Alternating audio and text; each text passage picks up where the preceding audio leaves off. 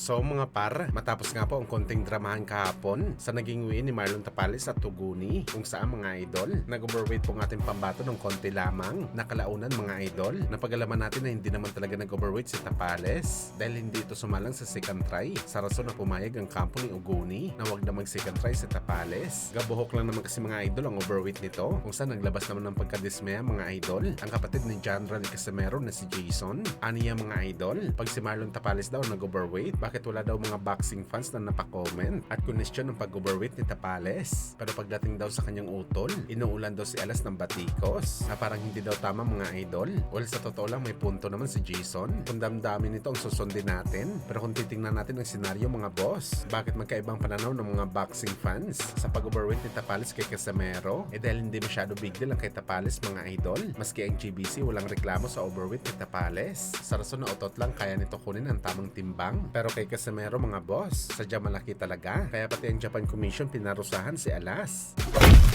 Samantalang nakakatawa daw si Mayweather Jr. Ito ang sinabi ng batikang trainer na si Robert Garcia sa reaction nito sa back and forth na bangayan sa pagitan ng kampo ni Manny Pacquiao at Floyd para sa laban nila sa September. Ayon kay Robert mga idol, makikita mo daw talaga sa dalawang legend kung sino daw talaga ang merong tunay na tapang sa sarili. At walang iba yun mga idol kundi si Manny Pacquiao lamang. Parang pinahiyalan daw mismo ni Floyd ang kanyang sarili matapos sabihin na hindi real fight ang laban nito kay Boss Manny kundi isang exhibition fight lamang. Para kasi sa batikang trainer, napakapangit daw para kay Floyd na pumirma ka ng kontrata sa laban at kumuha ka ng cash advance para sa purse nito nang pinagkasunduan nyo isang real fight tapos biglang umibang isip mo at sabihin na exhibition fight lamang ang bakbakan. Kaya wala na daw ibang sasabihin ng mga boxing fans kundi naduduwag daw talaga lumaban si Floyd kay Pacman sa tunay na bakbakan. Mas mabuti pa daw mga idol na umatras na lang si Floyd sa laban kumpara sa naging reaksyon nito na exhibition fight lamang ang laban nito sa Pinoy. At least kung umayaw daw si Floyd, mag-iisip pa daw ang mga boxing fans. Pero dahil sinabi nito na exhibition,